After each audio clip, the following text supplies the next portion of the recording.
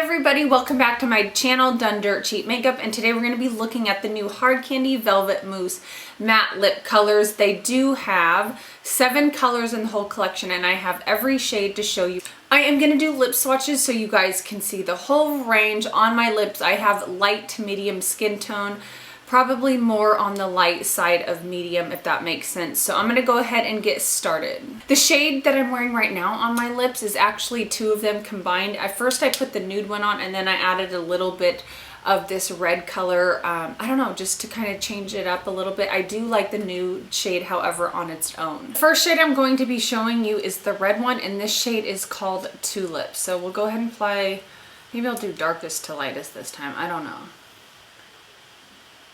So right off the bat, you can see that it's extremely pigmented. So here we have the shade in Tulip, freshly applied to the lips. It does look a little bit shiny, but it does dry down to a matte finish, or maybe leaning on a little bit satin. But I mean, look how pretty this is. I feel like this is a true red color. It's not more blue and it's not too orange. It's just the perfect red shade. So the next shade I'm going to be showing you is the shade in Wisteria. This is probably the craziest, well, one of the craziest shades out of the bunch, but it is really pretty.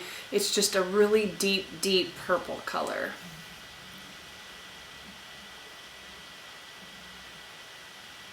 So here we have the shade Wisteria. This was probably one of the most streaky ones going on. I kind of had to work with it to build it up to get it a solid, you know, formula across the lips as far as the color is concerned. But I feel like I did achieve it, and it's still really pretty. It's probably not a color that I'm gonna wear a lot, but I think it's a really nice, really deep purple shade. So the next shade I'm going to talk about is the shade in Hibiscus.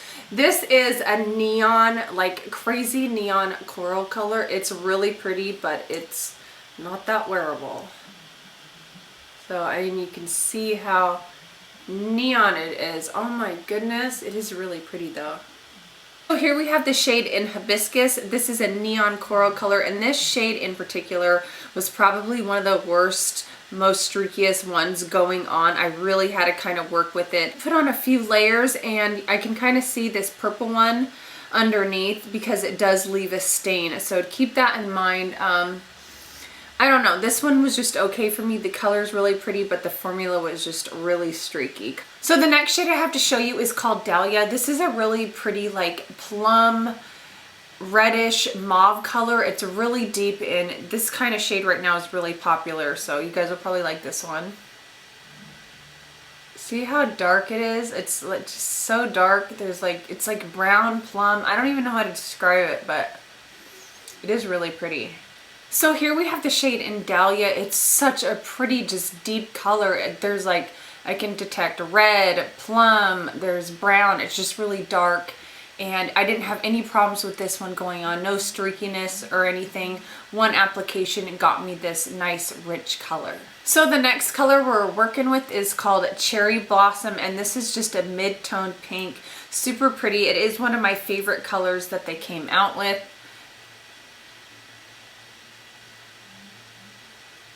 I love how this one goes on. There's no patchiness, no streakiness. It's just full-on rich color.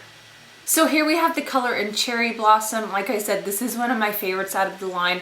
It went on so nice and smooth. There was no streakiness. They last such a long time. All right, so next up is the shade in Sweet Pea. This is just like a baby doll pink shade. This one is kind of streaky. It doesn't look the best on me, but it is such a pretty color.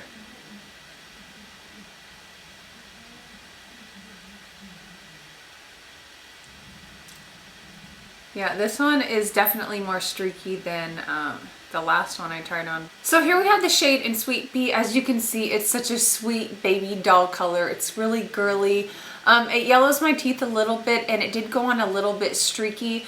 But overall, I think I can make this color work. It is really pretty. It's a very cool tone pink, and it's not, don't get me wrong, it's not as streaky as the neon one. I still suggest picking this one up, but you definitely don't want to have like any dry skin on your lips. So the last one is called Daffodil, and this is the nude shade out of the whole collection, and it's really pretty. It's like a peachy brown tone nude. It goes on really nice. It's not super streaky like the Hibiscus one, so I do like the nude. Yeah, this one goes on really nice. So here is the shade in Daffodil. This one looks so pretty on the lips, no streaking at all. It just glided over so nicely. None of my dry skin is showing on my lips. This is really a great nude shade.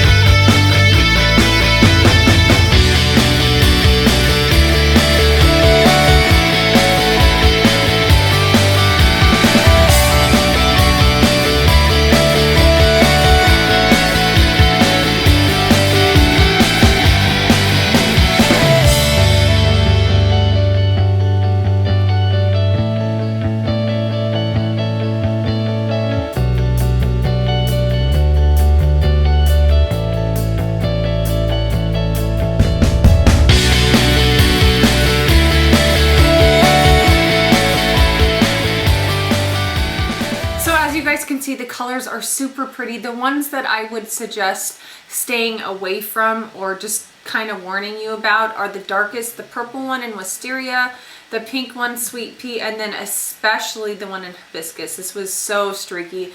It did not look good at all on my lips. The pink one was okay, and the purple was probably the least streaky out of all three of these. So I still would recommend this one, but just beware of the coral shade in Hibiscus. But just to go in a more in-depth review, they come in a little tin packaging, and it does have a mirror at the top, and the product does come sealed inside right here, so it's super cute. The packaging is just really cute. As far as the wear time, they do last a really long time, and the darker shades do leave a beautiful stain on your lips. It's an even all over stain. I didn't notice any patchiness, especially with like the red one in Tulip, the one in Dahlia left a beautiful stain, and even the one in Cherry Blossom. This is probably my favorite shade. Cherry Blossom is just a beautiful, wearable, everyday pink shade, but it's a little bit deeper than your average, you know, light pink or nude color. I really like this color. It really brightened up my face. Now, as far as the formula on these, they are a velvet matte mousse formula. They do glide on the lips nicely, and they do last a really long time. You can feel them on the lips, but they're not like an extreme matte liquid lipstick like the Anastasia ones or the ColourPop ones. They don't feel like, you know, it's actually paint drying on your lips. They do, I feel like they are a lot more comfortable. They're definitely not moussey once you get them on your lips and they set. You cannot rub your lips together or it's gonna kind of move it around and not look so nice, but if you leave them be, they do wear off really beautifully and they leave a beautiful stain behind. At least the deeper shades do.